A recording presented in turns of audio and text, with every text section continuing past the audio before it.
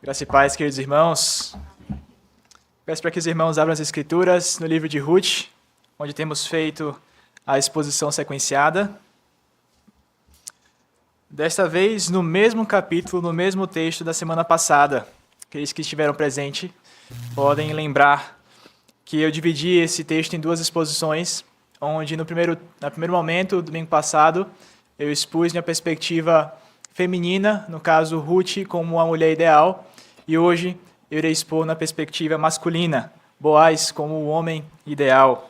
Vamos ler no capítulo 3, versículos de 6 a 14. Assim diz a palavra santa do nosso Deus. Então foi para a eira e fez conforme tudo quanto sua sogra lhe havia ordenado. Havendo, pois, Boaz comido e bebido, e estando já de coração um tanto alegre, veio deitar-se ao pé de um monte de cereais. Então chegou ela de mansinho, e lhe descobriu os pés, e se deitou. Sucedeu que, pela meia-noite, assustando-se o homem, sentou-se, e eis que uma mulher estava deitada aos seus pés. Disse ele: Quem és tu? Ela respondeu: Sou Ruth, tua serva. Estende a tua capa sobre a tua serva, porque tu és resgatador. Disse ele: Bendita sejas tu do Senhor, minha filha. Melhor fizeste a tua última benevolência que a primeira, pois não foste após jovens, quer pobres, quer ricos. Agora, pois, filha minha, não tenhas receio. Tudo quanto dissestes eu te farei, pois toda a cidade do meu povo sabe que és mulher virtuosa. Ora, é muito verdade que eu sou o resgatador, mas ainda outro resgatador há, mais chegado do que eu. Fica-te aqui esta noite, e será que pela manhã, se ele te quiser resgatar, bem está, que te resgate. Porém, se não lhe apraz resgatar-te, eu o farei, tão certo como vive o Senhor. Deita-te aqui até amanhã. Ficou-se, pois, deitada a seus pés, até pela manhã, e levantou-se antes que pudessem conhecer um ao outro, porque ele disse: Não se saiba que veio mulher à eira. Vamos orar, irmãos, pedindo ao Senhor a iluminação para esse momento. Senhor nosso Deus, Pai Celestial, em Tua presença nos encontramos em assembleia solene para, após louvarmos e lermos a Tua palavra, louvarmos ao Senhor e lermos a Tua palavra, ouvirmos a Tua voz. Senhor, tem misericórdia de mim, que me coloco como instrumento em Tuas mãos, vaso de barro. Tem compaixão de mim, Senhor, para que neste momento o Senhor seja escutado e a Tua palavra encontre espaço em nosso coração, que sejamos como solos férteis para recebermos a Tua palavra e frutificarmos para a Tua glória. Assim pedimos, ó Deus, em o nome do Senhor Jesus Cristo. Amém. Um bom homem é difícil de encontrar. Esse é o nome do conto escrito por Flannery O'Connor. Essa mulher é considerada uma das maiores escritoras do século passado nos Estados Unidos. Retrata nessa curta história um cenário muito triste, um passeio familiar que era para ser um momento de alegria entre os parentes, um momento de lazer e turismo, transformou-se em uma cena de um crime, uma cena trágica de um roubo seguido de homicídio por um criminoso famoso chamado o Desajustado. O Desajustado, então, é descrito nessa história como um símbolo de uma masculinidade distorcida, ou, usando os termos da história de Flannery O'Connor, uma masculinidade desajustada. Um homem sem regras, entregue à violência, entregue às suas paixões. Um homem que não vive de uma maneira como um homem, de fato, deveria viver. Seria bom, irmãos, se essa história fosse uma história de ficção apenas, um retrato de uma ficção. Mas, infelizmente, esse é o retrato dos nossos dias. Não é apenas um caso isolado aqui ou ali, mas em todo o país, em todo o mundo, nós vemos a criminalidade aumentando. Homens cada vez mais violentos, cada vez mais dados às suas paixões, cada vez mais sentindo uma espécie de impunidade em nossa nação. Assim nós vemos crimes a todo tempo, em todo o segundo. Hoje, a população carcerária brasileira está chegando ao número impressionante de quase 1 milhão de pessoas nessa condição. Para vocês terem ideia, esse é quase o número da população de um estado brasileiro. O Tocantins tem 1,5 milhões de habitantes, quase que a mesma quantidade da população carcerária no Brasil. E o mais impressionante, irmãos, é que apesar de no mundo, no Brasil também, existir mais mulheres do que homens, essa taxa é bastante desproporcional quando nós pensamos nesses criminosos. A maioria esmagadora são homens. E isso nos faz pensar, então, onde estão os bons homens? Onde está o homem de verdade? Esses dados nos fazem concordar com Flannery O'Connor de que um bom homem é difícil de encontrar. E eu não estou falando isso de uma forma para depreciar a masculinidade. Pelo contrário, meu objetivo é alertar a igreja, através desse texto, da necessidade da gente enxergar o projeto de Deus para a masculinidade e como nós precisamos desesperadamente clamar ao Senhor por um despertamento para que homens de verdade surjam na igreja, surjam nas famílias, surjam na sociedade, para que assim possamos viver dias melhores. Nós podemos perceber, irmãos, que Satanás tem atacado fortemente os homens, a masculinidade, isso não é segredo. Homens brutamontes, homens efeminados, homens lacradores, homens meninos, homens de várias versões, de várias formas, são vistos na sociedade. E assim, o bom homem, se torna uma peça rara, alguém difícil de encontrar, de fato. O inimigo das nossas almas, ele deseja fazer-nos esquecer o maravilhoso projeto que Deus tem para a masculinidade bíblica. E as Escrituras nos revelam, desde Gênesis ao Apocalipse, que Deus deu ao homem um grandioso e privilegiado propósito de ser a sua imagem e semelhança na terra, de ser a coroa da criação, de ser o subregente da criação, de ser o protetor da verdade, de ser o sustentador da sociedade e de ser uma imagem de Cristo em relação à sua igreja. E essa imagem, então, tem um poder impactante na sociedade. E é justamente por isso que os homens estão sendo grandemente atacados. E nós perguntamos mais uma vez, onde estão os bons homens de Deus? Ao longo das Escrituras, irmãos, nós vemos que existiram, de fato, homens da parte do Senhor, capacitados pelo Senhor, para expressarem a masculinidade bíblica como ela deveria ser expressada.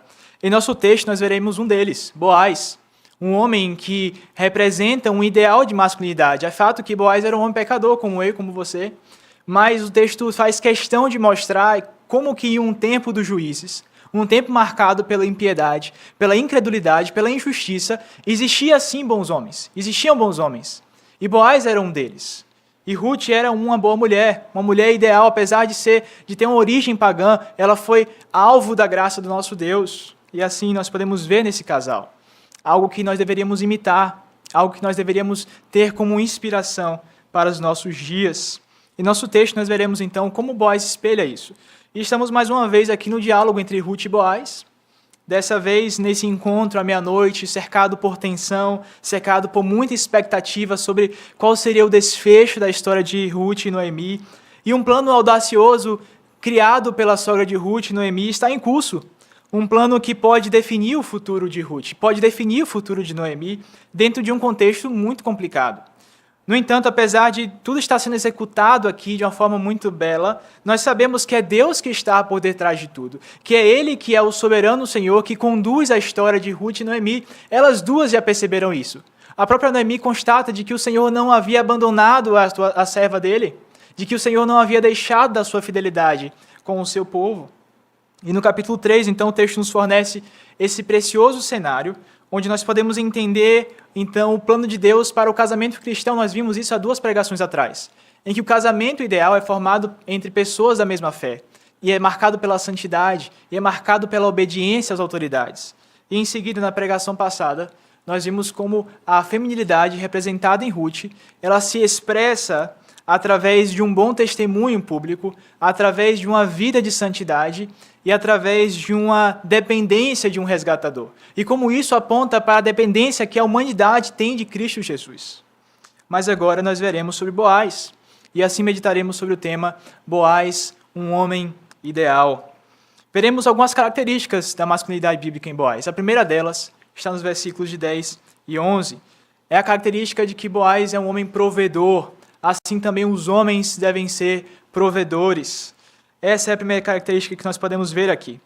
Enquanto a feminilidade de Ruth expressa-se na dependência de um resgatador, Boaz também expressa o outro lado da moeda. Ele responde ao pedido de resgate. Ele responde à necessidade de uma provisão. E já vimos que ele proveu para Ruth alimento. Ela foi, por casualidade, encontrar Boaz em seu campo. Nós sabemos que Deus estava por detrás daquilo tudo. E Boaz, então, generosamente abre os seus celeiros e permite que aquela mulher trabalhe em seu campo. Ele dá, de forma generosa, muito alimento para ela. Ele já estava provendo para ela, de certa forma. Mas agora, diante desse pedido de Ruth, de que ele possa estender a sua capa, ele é chamado a um nível ainda mais profundo, a um nível ainda mais íntimo de uma provisão. Ruth quer que ele seja o provedor da sua própria casa. Ruth deseja o casamento, e ela já expressou isso para Boaz. Esta jovem viúva expõe o seu pedido, então, demonstrando o seu desejo de que Boaz a resgatasse. Nada mais justo, irmãos, porque isso cumpria a lei do levirato, uma lei instituída por Deus justamente para proteger as viúvas de um estado de pobreza e de falência diante do falecimento dos seus parentes homens. Mas diante desse problema aqui envolvendo Ruth e Noemi, Boaz não foge da circunstância. Pelo contrário, apesar de dizer que havia um outro resgatador, e muitas pessoas poderiam pensar, veja, existe um outro resgatador, isso é problema dele, não é problema meu. Ele poderia pensar dessa forma, até porque isso seria apropriado. Mas como um bom homem, Boaz entende o seu chamado à provisão.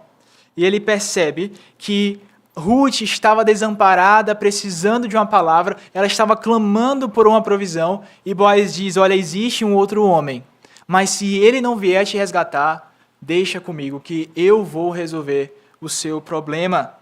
Ele diz, filha minha, não se preocupe, porque se ele não quiser te resgatar, eu resgatarei. E é exatamente isso que homens fazem, irmãos. Homens resolvem problemas. Homens solucionam problemas.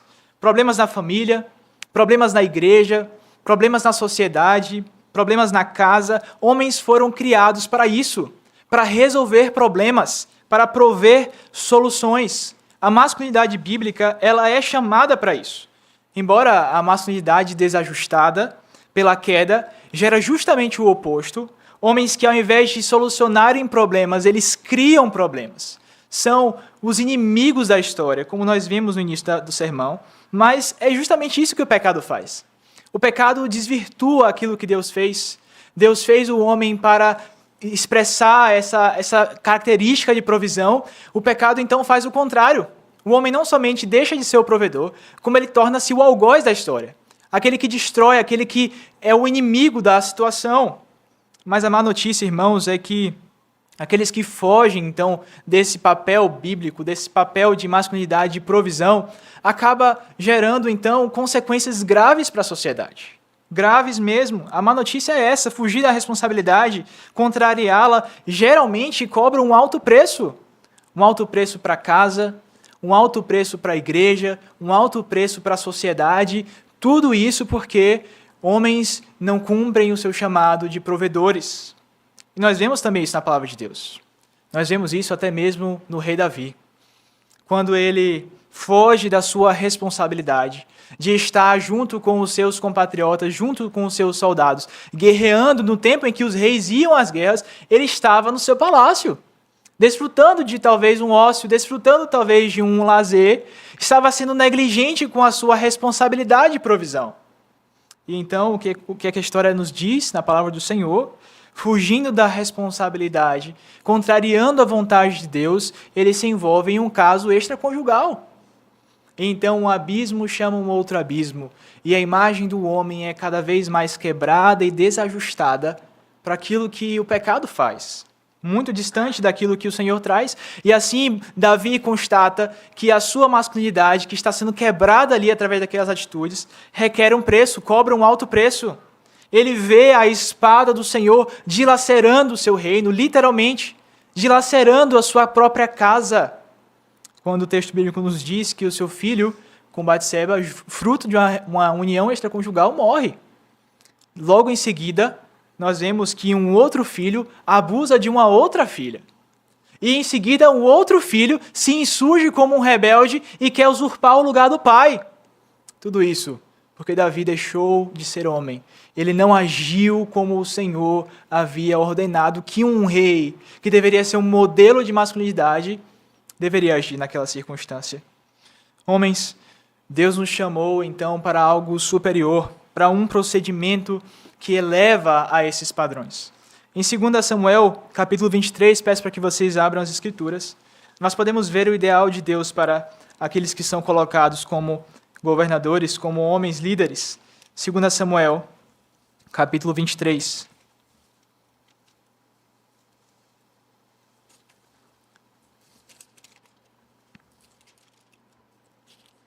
Segunda Samuel 23, versículos de 3 a 4.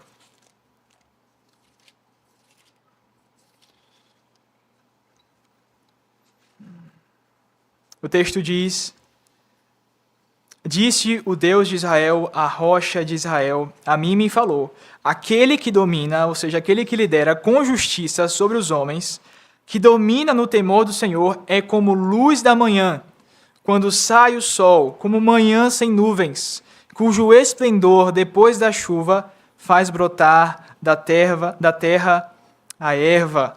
O que nós podemos ver, então, irmãos, através desse texto, é que a masculinidade bíblica, quando bem desempenhada, quando bem exercida essa liderança, o texto diz, é como uma luz na manhã, como uma terra frutífera. Isso mostra que a masculinidade bíblica deve ser essa luz na sociedade, essa luz na casa, essa luz na igreja. Ela afasta as trevas da sociedade, ela semeia em terras e ela produz bons frutos. O homem bíblico, então, deve ser alguém que abençoa aqueles que estão ao seu redor.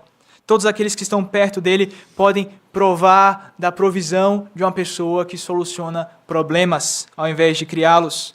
Em seu livro Homens de Verdade, o escritor Richard Phillips, ele diz que todo homem tem um chamado para ser uma espécie de líder pastor. E quando ele quer dizer isso, ele não está se referindo ao pastor no sentido do ministro do evangelho, mas sim à atividade pastoral dos tempos antigos, pastor de ovelhas. Ele diz, abre aspas, prestem bem atenção, o líder pastor se desgasta no trabalho sacrificial em benefício das suas ovelhas. São elas que ocupam os seus pensamentos. Quando ele está de noite com sono e quando ele acorda, são a essas ovelhas que seus olhos procuram na primeira luz do dia. O líder pastor é um servo das ovelhas. Assim, o crescimento delas é o que define a agenda do seu sucesso. Assim funcionava a agenda de Boaz. Ele era um homem rico e certamente ocupado, mas ele não olhava para Ruth, uma estrangeira, uma viúva, talvez uma ninguém, como uma perda de tempo. Ele não enxergava essa circunstância dessa forma. Ou como uma responsabilidade desagradável. Como homem, ele se enxergava como um provedor, como um resgatador. Ele enxerga como ele pode solucionar esse problema. Ele entende que se tiver que sacrificar, de certa forma, a sua imagem ao casar-se com a Moabita, ele estaria disposto. Afinal, ele está comprometido com a vontade de Deus. Se ele tivesse que, então, perder os seus bens para alimentar uma viúva, ele estava disposto a assim fazer, porque homens fazem isso. Além disso, irmãos, além de buscar a solução de problemas, nós podemos ver que Boaz não está disposto a solucionar problemas de qualquer jeito. Veja, Ruth fala, Boaz, eu quero casar-me com você. Ele poderia dizer, tá bom, tem outra pessoa que está na linha de frente, e eu vou resolver com ele, mas fique tranquila que a gente vai se casar. Não é exatamente isso que Boaz fala. Pelo contrário, ele entende que havendo um na frente dele, ele não iria entender que os fins justificam os meios. Pelo contrário, ele age com integridade e honestidade, como um homem deve agir. Ele percebe que existe um problema, e ele vai então buscar com aquele homem que está na linha de frente para que a situação fosse resolvida da maneira como deveria ser resolvida. Não de qualquer jeito, não é qualquer solução, não é apenas a solução do problema que importa, mas os meios que o problema será solucionado também importa. É isso que Boaz entende. Boaz promete a Ruth uma solução, mas essa solução precisava estar dentro da legalidade divina, dentro dos estatutos do Senhor. Tudo isso nos ensina, irmãos, que homens resolvem problemas e as suas soluções devem agradar, em primeiro lugar, o Deus a quem eles servem. Mas, meus irmãos, por mais que esse seja um padrão alto a ser buscado, devemos entender que a palavra de Deus nos confronta aqui. Nos confronta a perguntarmos ao nosso coração, diante das nossas lidas diárias, como nós temos reagido diante das demandas que surgem em nossa mesa. Como nós temos agido como homens. Será que nós temos agido de fato como homens de verdade ou como homens desajustados? Muitos, hoje em dia, fogem de problemas. E, obviamente, problemas não são coisas desejáveis. Ninguém quer viver uma vida de problemas, não é? Mas, de certa forma, essa visão que busca sempre um conforto, que busca sempre uma vida tranquila, nem sempre espelha a vontade de Deus para a masculinidade bíblica. Afinal, temos como fugir da consequência que Deus dá ao homem no Jardim do Éden, de que, através do suor do seu rosto, é que ele iria trabalhar. Ou seja, debaixo dessa terra, debaixo desse céu, nessa terra, nós temos dificuldades mesmo. João Calvino ele expressa isso em seu diário quando ele diz que quando ele sente cansaço, quando ele sente dor, irmãos, João Calvino sofreu muitas enfermidades, muitas pendências, muitos inimigos. Ele diz, quando eu sinto cansaço, eu olho somente para o céu. Isso é, de fato, uma perspectiva masculina de ver as coisas, de ver que nós estamos aqui colocados por Deus nessa terra para solucionar problemas, para resolver circunstâncias. E assim Boaz enxerga. Nós não podemos fugir das nossas responsabilidades, mas muitos preferem fazer isso. Muitos preferem se esconder em justificativas, em desculpas esfarrapadas, preferem esconder-se na mediocridade que nós vemos hoje em dia nos homens. Nenhum homem faz isso, algumas pessoas falam. Nenhum homem segue isso de fato. Nenhum homem consegue fazer isso. Então, para que eu devo me preocupar com isso? E assim como o salmista que enxergava os ímpios e diziam, eles nem sequer se preocupam com isso, eles estão felizes e saudáveis, eu, em vão, conservei o meu caminho puro. E assim, irmãos, muitos homens pensam esse papo de masculinidade é algo muito idealista, é algo muito romântico, deixa isso para os livros de romance. Mas, irmãos, no fim das contas, todos nós haveremos de prestar contas ao nosso Deus. Nós nascemos com um propósito, nós nascemos com uma função aqui na terra, e Boaz espelha isso. A nossa vida deve representar esse propósito. Muitos, então, buscam a fuga das suas responsabilidades através de desculpas, como eu falei, mas também através de formas de esquecer os seus problemas. Por exemplo, muitos se afundam na bebida, como uma forma de esquecer das suas pendências, das suas dores, do seu cansaço. E normaliza-se, então, aquela perspectiva de que todo homem precisa de uma válvula de escape. Então, essa válvula de escape seria a bebida, a válvula de escape seria um jogo, um vício, seria uma outra mulher que não a sua mulher. Seria o quê? Na perspectiva bíblica, irmãos, por mais que a masculinidade exija um alto preço, nós devemos enxergar Cristo sendo espelhado aqui. Irmãos, o que seria de nós se Cristo Jesus não viesse em busca do nosso problema? Qual seria a esperança nossa se nós, mortos em nossos delitos e pecados, distantes do Senhor, apartados da sua presença por conta das nossas transgressões, não fôssemos encontrados por Cristo que veio nos buscar? É Ele que vê a nós em nossa nudez, em nossa vergonha. Ele não se envergonha, pelo contrário, Ele nos veste, Ele nos ama, Ele entrega a sua própria vida. Cristo é a perfeita imagem de alguém que resolve problemas, que não era o dele. Ele vê o nosso problema, Ele coloca sobre si o nosso problema. São sobre seus ombros que pesam as consequências dos nossos pecados.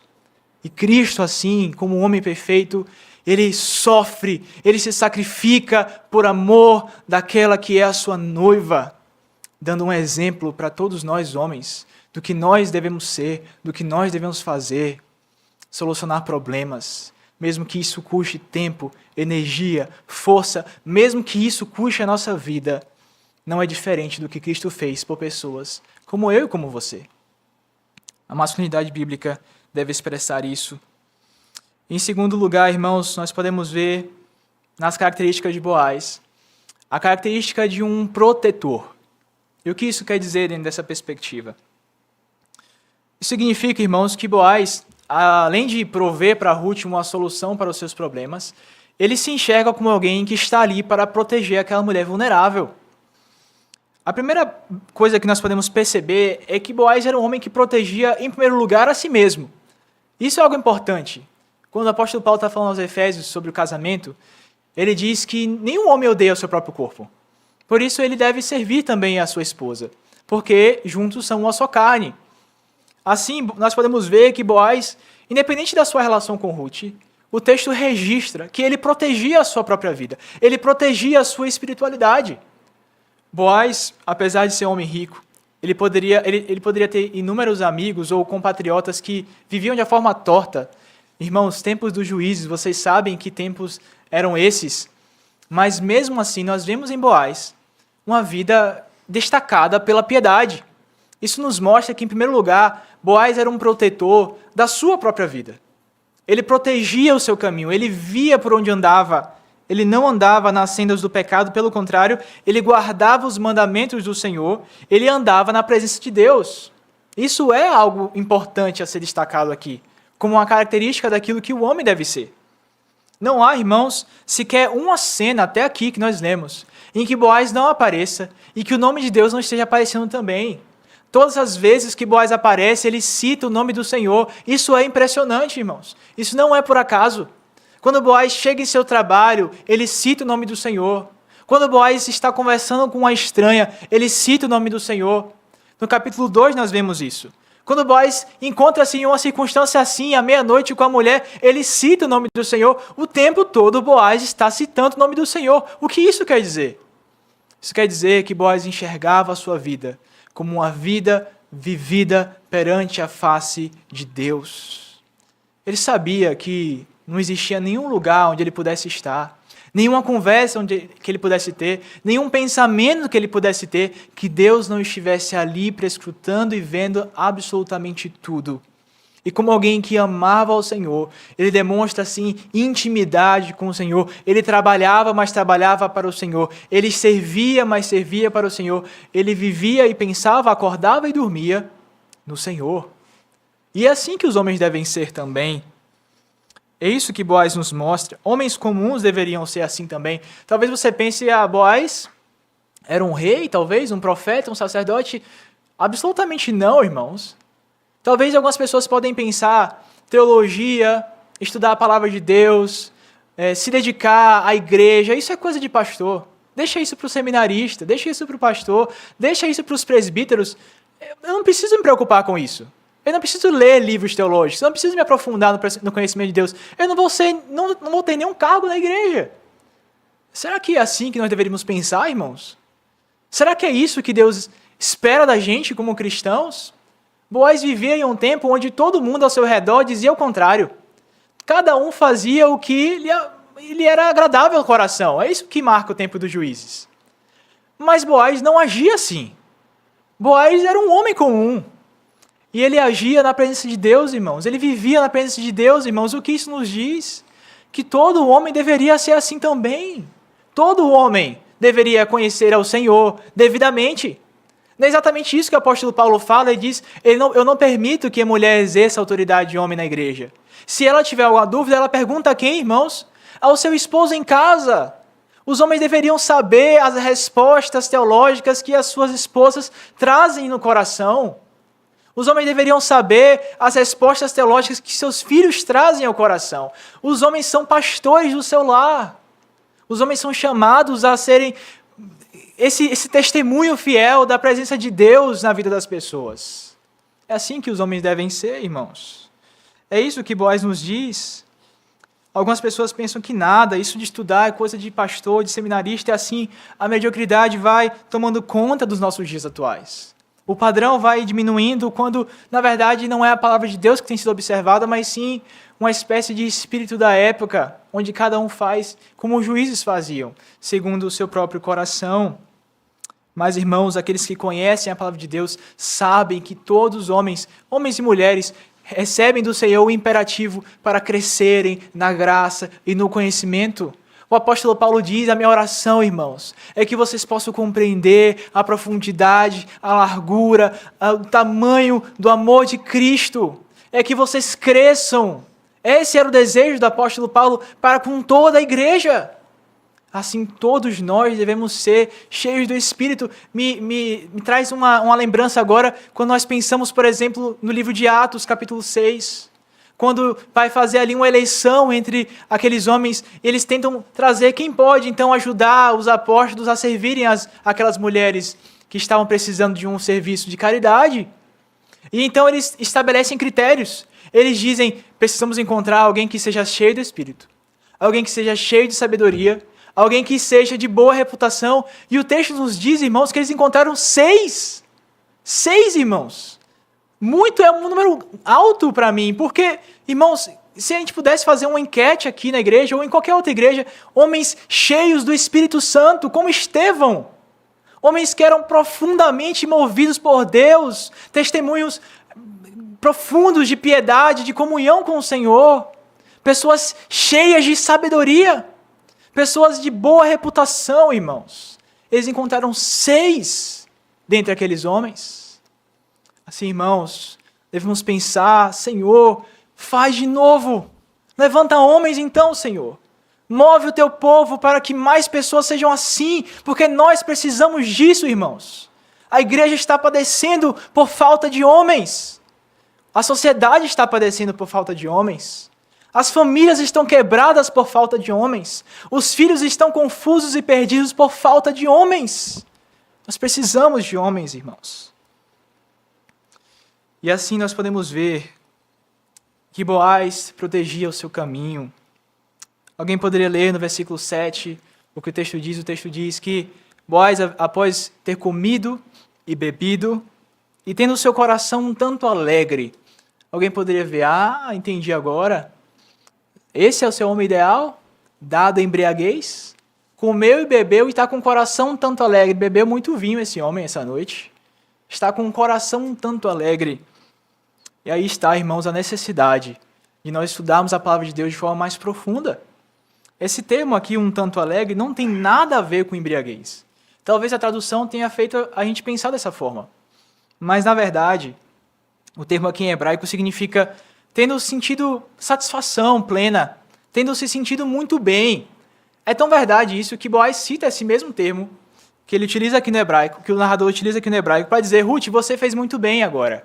Melhor essa última benevolência do que a primeira. Então o termo não tem a ver nada com um coração cheio de bebida. Pelo contrário, o texto diz, na verdade, que Boaz está satisfeito. Ele era um homem regrado, ele era um homem disciplinado, ele não era um homem dado à bebida alcoólica. E então nós podemos ver que Boaz andava no caminho. Ele protegia o seu próprio caminho. Mas não somente isso. Nós podemos ver que a característica de proteção de Boaz também se evidencia na forma como ele trata a Ruth. E assim nós podemos crer que todo homem é chamado a proteger as mulheres. Todo homem é chamado a proteger as crianças. Isso é uma responsabilidade nossa. Nós podemos ver que Ruth protege, ou melhor dizendo, Boaz protege o coração de Ruth quando ele vê ali uma mulher talvez desesperada. Ela está em um plano ousado à meia-noite, ele pode imaginar o que levou Ruth a essa circunstância extrema. Apesar de ela estar andando em santidade, ela não ter insinuado algo sensual ali. E então, Boaz fala com muita ternura, ele chama ela de minha filha. Com uma graça, com uma bondade, ele fala, minha filha, não tenha medo. Ele fala ao coração de Ruth, ele protege, ele vê ali o desamparo emocional, ele vê o desamparo do coração daquela mulher, ele fala ao coração dela, ele protege o coração dela. E assim homens devem ser. Proteger os corações das mulheres, protegê-las, fortalecê-las. Ele acalma o coração aflito daquela mulher que estava passando por grande dificuldade. Ele fala ao seu coração. E a segunda proteção que nós podemos ver aqui de Boaz em relação a Ruth é a sua proteção física. Ele pede para que ela fique ali com ele até o amanhecer. E qual era o propósito disso? Nós podemos imaginar. Ruth estava bem vestida, bem lavada e com até mesmo um aroma suave. Como nós podemos ver, Noemi fala, olha, unge-te, lava-te, coloca o teu melhor vestido. Então vocês podem imaginar uma mulher assim, bela, voltando para casa à meia-noite, no tempo dos juízes. Num tempo onde nós vimos há pouco tempo atrás na exposição do pastor Léo, onde os homens batiam na porta uns dos outros querendo abusar de visitantes. Então o que queriam fazer com a mulher naquela condição? Boaz, ele antevê isso. Ele fala, não se exponha a esse risco. Fica aqui. Aqui você está protegida.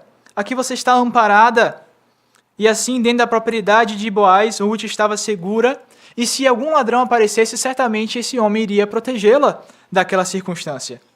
E assim, irmãos, aos homens foi dada a capacidade física avantajada. Não para se exibir, tirando fotos para poder mostrar a beleza física com futilidade e vaidade, mas sim para usar dessa força dada por Deus para proteger pessoas, para proteger vulneráveis, para usar essa força se caso for necessário. E assim, irmãos, nós podemos ver que Boaz, ele protege a Ruth, ele diz, fica aqui para que você não seja exposta a um certo risco. E assim, irmãos, nós podemos pensar que se Deus deu ao homem a capacidade de ser forte, biologicamente forte, para proteger as mulheres, para proteger as crianças, para proteger vulneráveis, quão hediondo, quão triste, quão desajustado é a circunstância onde o homem usa dessa força para justamente fazer o contrário, para assediar uma mulher, para agredir uma mulher, verbalmente, com forças. Quão diferente e oposto radicalmente à vontade de Deus para o homem isso é, irmãos. Não é assim que nós devemos usar a força. E eu sei que existem momentos no casamento em que as coisas podem ficar aquecidas, mas nós devemos controlar nós mesmos. Nós devemos saber que essa força dada por Deus não é para ser usada contra a nossa família, não é para ser usada contra a nossa mulher, que é vaso mais frágil, nem muito menos com nossos filhos, açoitando ou disciplinando-os com ira, mas essa força é para protegê-los do mal, e não nós sermos o mal na casa. Assim, irmãos, devemos ter cuidado com a nossa força, com os nossos ímpetos, com o nosso pavio curto. Nós não devemos ter orgulho em dizer, eu sou um homem de pavio curto. O que vem eu dou na telha. O que me vem eu piso, eu faço, eu falo, eu agrido. Não, irmãos, não é assim que homens devem ser. Homens devem saber controlar a sua força para usá-la no momento certo, com as pessoas certas, se necessário for. Assim homens devem ser. Ele pede a Ruth para que fique ali com ele, mas ele não somente protege a Ruth fisicamente, mas ele protege a sua reputação. Nós podemos ver isso, irmãos, através do versículo de número 14. Ele diz, acompanhe comigo a leitura, ficou-se, pois, deitado aos seus pés pela manhã, e levantou-se antes que pudessem conhecer um ao outro, porque ele disse, não se saiba que veio mulher à ira. Irmãos, dessa forma, ele sabe que se alguém flagrasse aquela circunstância, muitos comentários, muitas fofocas, muitas coisas poderiam surgir ali, duvidando da índole dele mesmo, duvidando da índole de Ruth, principalmente de Ruth, porque era a mulher mais vulnerável na história aqui. Uma mulher solteira, viúva, que estava bem vestida naquela circunstância. Então ele protege a reputação de Ruth. Ele tem cuidado de pensar, esta mulher não é minha, eu preciso protegê-la, eu preciso tratá-la com respeito, eu não posso abusar dela, eu não posso usufruir daquilo que não é meu, eu não posso ter algum tipo de benefício nessa circunstância, eu preciso protegê-la. Irmãos, aqui vem a aplicação ao nosso coração.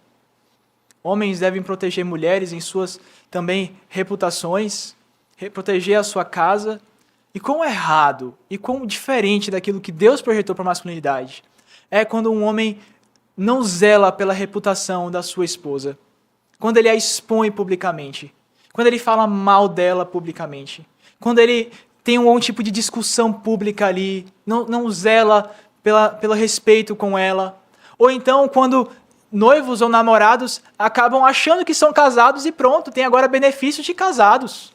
Então eles pensam que podem tocar, falar e fazer coisas que não deveriam fazer, não zelando pela reputação daquela que é a sua irmã em Cristo, não é a sua esposa, pode ser a esposa inclusive de outro homem no futuro, não é a sua. E por isso, irmãos, muitos não zelam pelas mulheres e os relacionamentos acabam. E a história fica, os comentários são feitos. E aí, irmãos? E as mulheres da igreja que foram alvos de homens assim, predadores, abusadores, manipuladores, como elas ficam, irmãos? marcadas? É assim que nós devemos agir? Não, irmãos. Nós devemos agir como protetores e não predadores. Nós somos pastores do rebanho. Nós cuidamos, nós não atacamos. Nós protegemos dos lobos. Nós não somos lobos. Assim nós não devemos agir. Queridos irmãos, nós poderíamos falar sobre muitas outras coisas. Mas Salomão sabiamente diz em Provérbios 16, 32, quando ele fala que melhor é o longânimo do que o herói de guerra, e o que domina o seu espírito do que o que toma uma cidade. Assim, os homens são chamados a esse autocontrole também, a esse domínio próprio, a não tomar decisões baseadas em sentimentos, a não desperdiçar a vida buscando coisas perecíveis, a não destruir as suas famílias por conta de paixões, a não fazer aquilo que o seu coração leva a fazer, mas sim fazer aquilo que agrada ao nosso Deus, ao nosso Senhor. Querida igreja, esse é o ideal de masculinidade. Alguém que protege, alguém que provê. É isso que Deus nos chama a sermos. E eu sei que essa é uma tarefa árdua.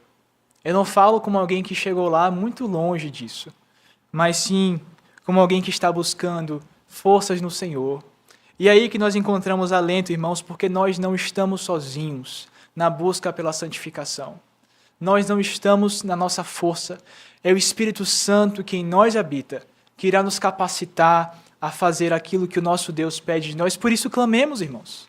Coloquemos nossa boca no pé, nossos joelhos no chão e clamemos: Senhor, tem misericórdia de mim, porque grande é o meu chamado e fraca é a minha força, mas o Senhor é poderoso para fazer infinitamente mais do que eu peço ou do que eu penso. Assim nós devemos fazer, irmãos, como homens. Mas se assim vierem tropeços, mas se assim nós enxergarmos que de fato bons homens são difíceis de encontrar, devemos olhar para alguém que um dia foi chamado de bom mestre. Alguém que andou por este mundo e foi chamado de bom, um homem bom por excelência, mas não somente um homem bom, mas também um Deus bom, o nosso Senhor Jesus Cristo. Ele é o nosso provedor, Ele é o nosso protetor, e quando os homens falharem, Ele não falhará. Ele mesmo promete nos guardar até o dia final. Ele mesmo nos promete proteger-nos do maligno. Ele mesmo nos promete estar conosco. Ele diz: nenhum que o Pai me deu será arrebatado da minha mão. Ele é o nosso provedor. Ele é o nosso protetor. Nele nós podemos descansar, irmãos. Nele nós podemos olhar e dizer: Senhor, não existem bons homens, mas o Senhor é suficiente para mim.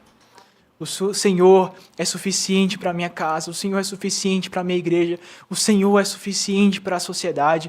Irmãos, Cristo é este homem que nós precisamos. E a boa notícia é que Ele veio.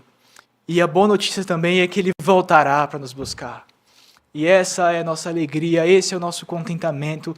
Nele nós venceremos. A Ele seja a glória para tudo sempre. Amém. Vamos orar, irmãos.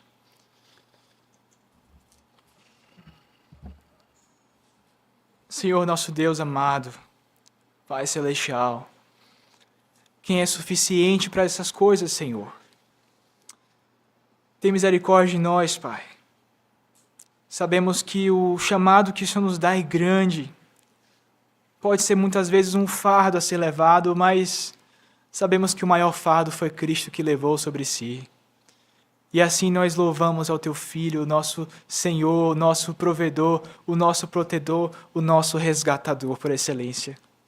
E pedimos, Senhor, ó Deus, desperta homens, a começar nessa igreja, a começar em mim, Senhor.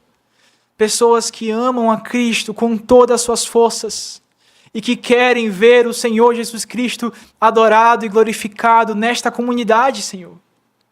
Famílias sendo edificadas sobre o fundamento firme da masculinidade bíblica. Famílias sendo edificadas na verdade, na Tua palavra, Senhor. Abençoa os homens dessa congregação. Fortalece-os em seus trabalhos, em seus estudos, em suas famílias. Protege-os do mal, das seduções deste mundo, das vaidades, da corrupção do seu próprio coração. E eleva-os, ó Pai, como pessoas que se assemelham com o Teu Filho Jesus. Assim te pedimos, Senhor Deus, não somente por nossa congregação, mas também, Senhor Deus, por todos os homens cristãos que estão espalhados pelo mundo. Que assim o Senhor desperte, ó Pai, que o Senhor avive os nossos corações, Senhor Deus, nós pedimos. Em nome de Cristo Jesus, o nosso Senhor. Amém.